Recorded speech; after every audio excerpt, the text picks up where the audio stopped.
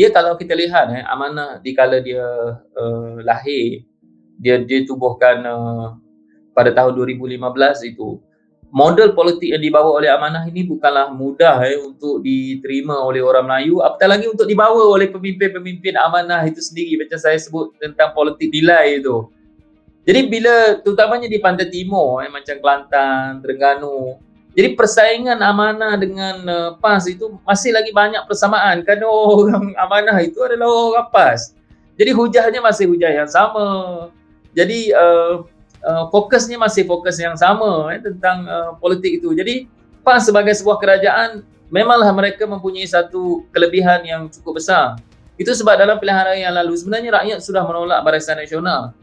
Tetapi rakyat paling bimbang kalau mereka tidak menyokong PAS, maka Barisan Nasional akan menang dalam pilihan raya. Jadi itu sebab kalau kita tengok di Kelantan dan Terengganu, rakyat akhirnya golongan yang tidak bersetuju dengan Barisan Nasional ini memilih PAS berbanding dengan memilih amanah atau memilih rakan-rakan dalam Pakatan Harapan. Tapi saya fikir amanah selepas 5 tahun, selepas 6 tahun ditubuhkan, amanah mempunyai suatu nilai yang lebih baik. Sebab itu kalau kita lihat sebenarnya kalau amanah boleh memberikan fokus dalam isu-isu di Kelantan, Terengganu, itu isu-isu melibatkan contohnya isu-isu melibatkan kemiskinan, isu-isu melibatkan infrastruktur yang buruk macam isu-isu air dan seumpamanya. Jadi perjuangan amanah, dan kalau kita lihat yang mutakhir ini isu-isu melibatkan alam sekitar.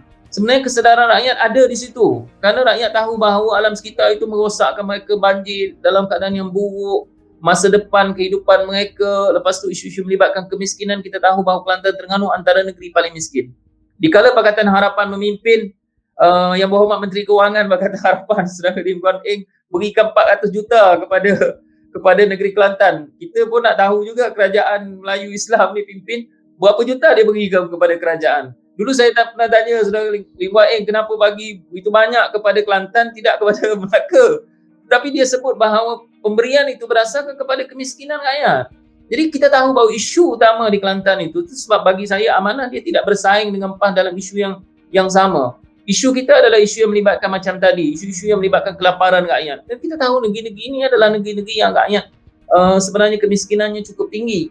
Dan kalau amanah boleh membawa isu-isu ini dalam tempoh ke depan ini, amanah boleh diterima sebagai alternatif kepada PAS itu sendiri. Dan memanglah persaingan kepada UMNO, tetapi sebenarnya UMNO mempunyai baggage yang banyak di sama ada di Semenanjung, di Pantai Barat ataupun di Pantai Timur. Jadi kita dalam masa yang sama kita cuba membina muafakat kita dalam Pakatan Harapan untuk lebih banyak membawa isu-isu rakyat yang kita yakin bahawa rakyat boleh membuka mata untuk melihat suatu pembaharuan dalam politik di Pantai Timur itu. Tapi ada sesetengah penganalisa mengatakan bahawa amanah kekurangan tokoh di bahagian timur, walaupun di Kelantan ada Dato' Husam Musa dan di Terengganu ada Raja Kamaru Bahari, tapi ketokohan mereka tidak begitu menonjol kalau berbanding dengan pimpinan pemimpin PAS dan juga pemimpin UMNO. Apakah pandangan YB?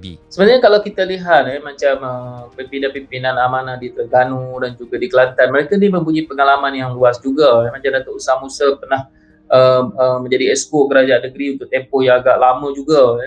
Dan Dato' Raja Kamarul pun pernah jadi Timbalan Menteri dalam tempoh Pakatan Harapan. Sebenarnya kalau kita lihat, memang rakyat Kelantan dan Terengganu itu dia sukar untuk berubah kerana dia tahu bahawa kalau dia berubah, maka yang akan menang adalah UMNO dan Barisan Nasional. Kerana orang Terengganu dan Kelantan agak suka menerima berdasarkan pengalaman-pengalaman mereka yang lalu. Tetapi memang cabaran kita di negeri-negeri ini adalah negeri-negeri yang memang kita tak nafikan bahawa PAS sudah lama bertapak, terutamanya di Kelantan.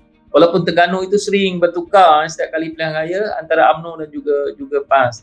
Tetapi saya yakin bahawa untuk tempoh jangka masa ke depan itu banyak lagi pemimpin-pemimpin muda di kalangan amanah itu boleh menonjol untuk memimpin gerakan rakyat di Kelantan dan juga di Terengganu. Macam saya sebutkan tadi, selagi amanah bersaing dengan PAS dalam konteks yang sama, maknanya siapa yang lebih Islam, dia tidak akan dapat memberikan sesuatu yang pembaharuan kepada politik di Kelantan. Tetapi kalau amanah dapat memberikan fokus kepada isu-isu rakyat, macam saya sebut politik nilai itu, isu-isu melibatkan kemiskinan, isu-isu melibatkan keselamatan, isu-isu melibatkan sosial, kerana negeri-negeri ini mempunyai isu-isu yang utama. Dan kalau amanah boleh berubah kepada isu-isu itu, maka amanah akan boleh memberikan satu alternatif baru kepada masyarakat di Pantai Timur, kerana mereka merasakan bahawa kehidupan beragama itu,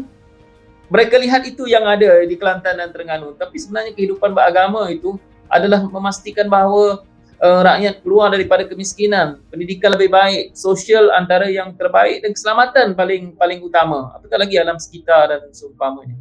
Sebab bagi sesetengah masyarakat Cina, mereka tak berapa faham sangat kenapa penduduk ataupun kenapa pengundi di Kelantan dan Terengganu mereka lebih rela bersama dengan PAS walaupun kemajuan mereka dikatakan mundur sangat. Adakah penduduk di Kelantan dan juga Terengganu mereka tak berapa mementingkan material dan mereka mementingkan dunia akhirat? Dia sebenarnya kalau kita lihat masyarakat di Kelantan dan Terengganu ini sudah diabaikan oleh kerajaan di peringkat federal ini dalam tempoh yang panjang.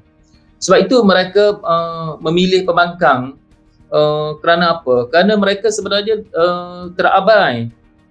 Kita boleh melihat Kelantan sendiri dalam tempoh panjang, oleh kerana mereka pembangkang, mereka diabaikan peruntukan, diabaikan hubungan. Kita boleh lihat hubungan jalan raya saja antara Kelantan dan juga Kelantan dengan Kuala Lumpur ni bukanlah jauh sangat. Tetapi kita boleh melihat dalam tempoh kita dah merdeka 60 tahun ini, kita masih lagi agak sukar untuk pergi ke Kelantan melalui jalan darat kita. Sepatutnya kita boleh melihat bahawa itu sahaja sudah menunjukkan bahawa Kelantan itu sebenarnya dibiarkan. Begitulah juga dengan peruntukan. Kita boleh melihat bahawa Kelantan itu dalam tempoh yang panjang, saya tak nafikan bahawa rakyat Kelantan susah kerana mereka tidak diberikan peruntukan yang sewajarnya oleh kerajaan di peringkat persekutuan. Mereka sudah terabai lama. Sebab itu orang Kelantan, akhirnya mereka oleh kerana mereka merasakan mereka tak abai, mereka memilih pembangkang. Dan pembangkang yang dominan dalam tempoh ini adalah PAS. Sebab itu kalau ada pembangkang lain yang boleh menunjukkan bahawa kita boleh jadi kerajaan yang baik dan memberikan sesuatu yang baik, saya fikir rakyat Kelantan dan rakyat Terengganu akan mencari perubahan itu.